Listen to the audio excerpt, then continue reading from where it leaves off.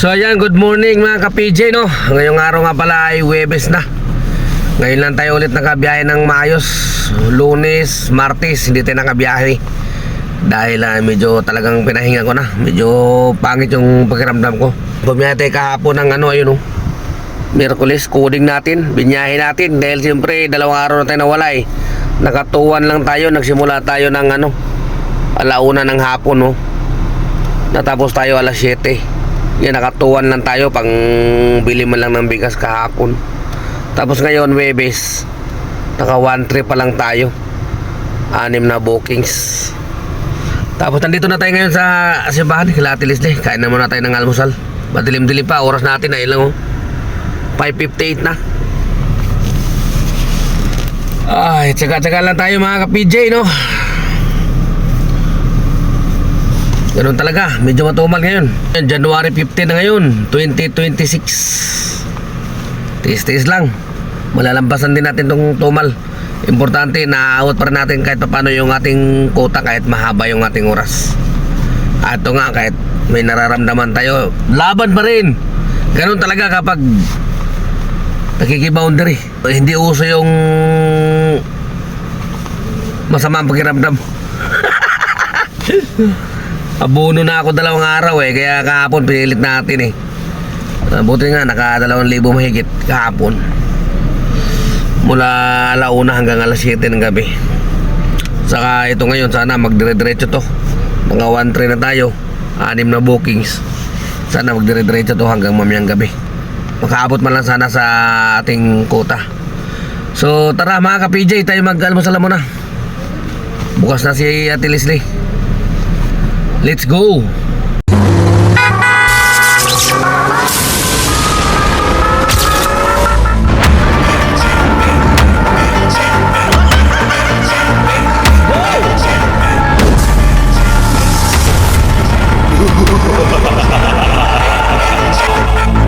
So yan, update tayo mga ka-PJ, no? Oras natin ay alas 11:18 na.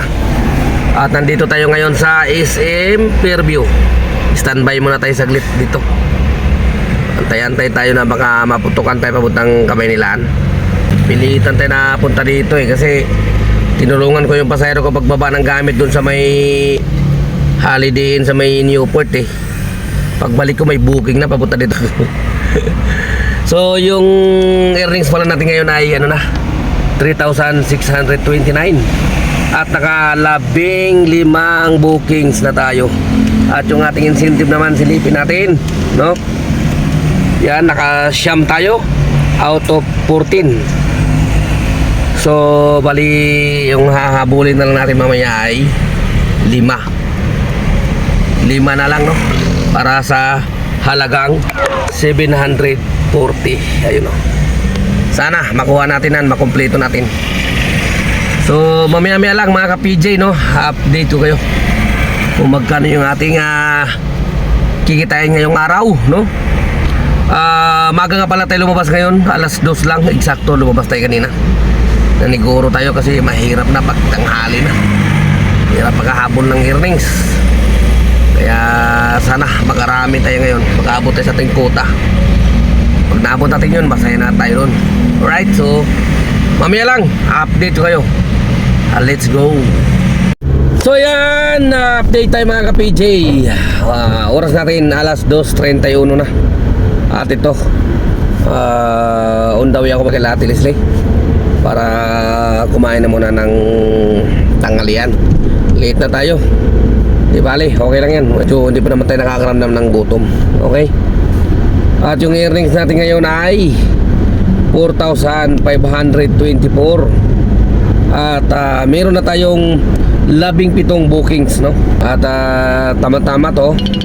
Pagdating natin kila Ate Leslie, mag-alas 3 na, no?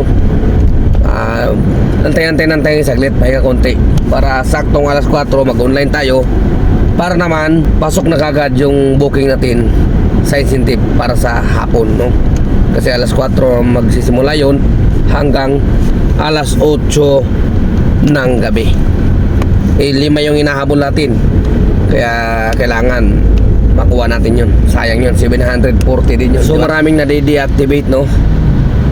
Or na pansamantalang na suspended yung kanilang account, no?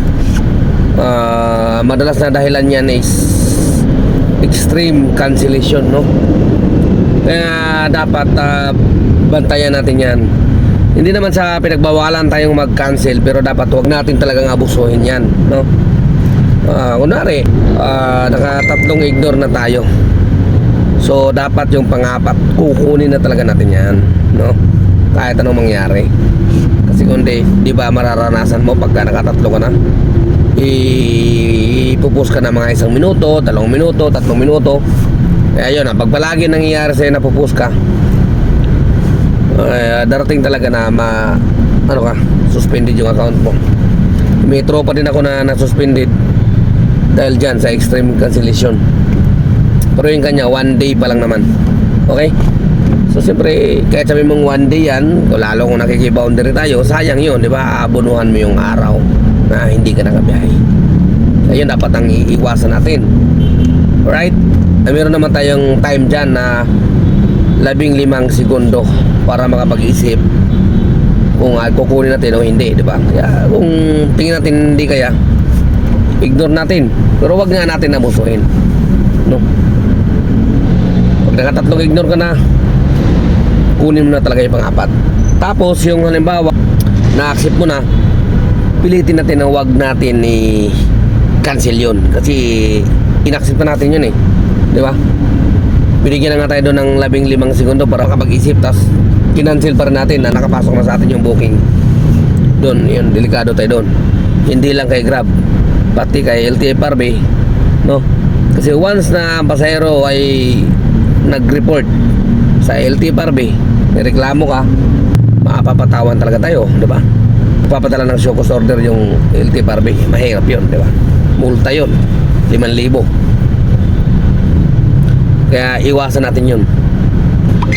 So yun lang, kailangan talaga natin mag-ingat, no?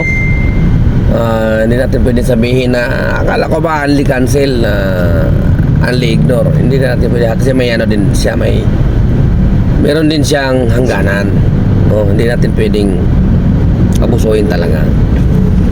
Okay? Kasi mahirap din na deactivate tayo, di ba? Although mayroong mga katwiran na pwede naman lumipat sa iba, di ba? Pwede naman mag-apply sa ibang TNC. Mahirap yun, di ba? Pwede naman tayong umalis dito kung ayaw natin sa Patakarela. Pero huwag natin sisirain, di ba? Malay mo, paglipat natin doon, hindi rin pala natin gusto doon. Gusto natin ulit bumalik dito. O di, baka kabalik pa tayo. Kaya wala tayong problema di ba? Ganon din sa kabila. Pag nandun na tayo, huwag natin sisirain. Ganon naman yun Kung ayaw natin sa isang platform, lipat. Huwag natin sirain. Pagdating doon, hindi rin natin gusto, huwag natin sirain. Kasi ganon. Minsan lang naman kasi yung pagiging natin pilimon lang, at saka yung gusto natin tayo ang nasusunod. Kaya yun ang nangyayari. Kaya ayaw natin na madisiplina tayo, kaya lipat sa kabila. Pagdating sa kabila, ganon din, mahigpit din. Ayaw rin natin disiplina, lipat na naman sa ibang platform. Minsan kasi yung hanap buhay na meron tayo ngayon, mahalin natin yan, no? Kasi dyan natin kinukuha yung kinabubuhay natin Huwag natin lang iisipin na marami namang ulilipatan. Pwede naman talaga tayong lumipat, pero huwag nga natin sirain. Malay mo isang araw makapag-isip ka, maganda pala doon, mas madali pala doon kaysa dito, di ba? Kaya yun ang punto dyan. Okay? So biyahe lang tayo, biyahe. Sa mga nahihirapan ngayon, huwag kayong mawalan pag-asa. Tsaka lang, tiis, kabahaan ng oras, di ba? Ganun talaga. Kahit sa hanap buhay, dumadating talaga sa punto na humihina siya, tutumol siya, di ba? Para magninegosyo tayo mga kainan, may panahon na malakas yan, may panahon na matumal. Titindahan tayo, di ba? Mga ganun, tutumal, lalakas. Kaya wala naman kahit saan tayo pumunta, kahit anong hanap buhay. Alright, so tara, pahinga na muna tayo. Let's go! So yan na nga mga ka-PJ, no? Dito na tayo magtatapos na naman.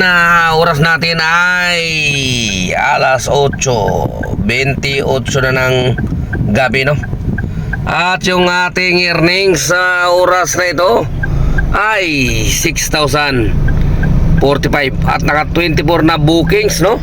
At hindi lang yan mga ka-PJ, dahil nakuha rin natin yung ating incentive. Ayun, no? Sumubra pa ka ng dalawa, naka 16 tayo. 14 lang naman ang kailangan. Plus 740. 6,000 yan, saka 740. Not bad na naman. Chamba na naman mga ka-PJ. Pahinga na tayo para bukas ulit. Biyahe ulit bukas. Back na naman bukas, araw ng Biyernes, no?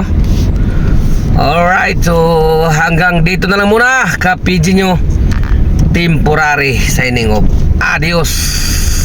Ingat mga ka-PJ.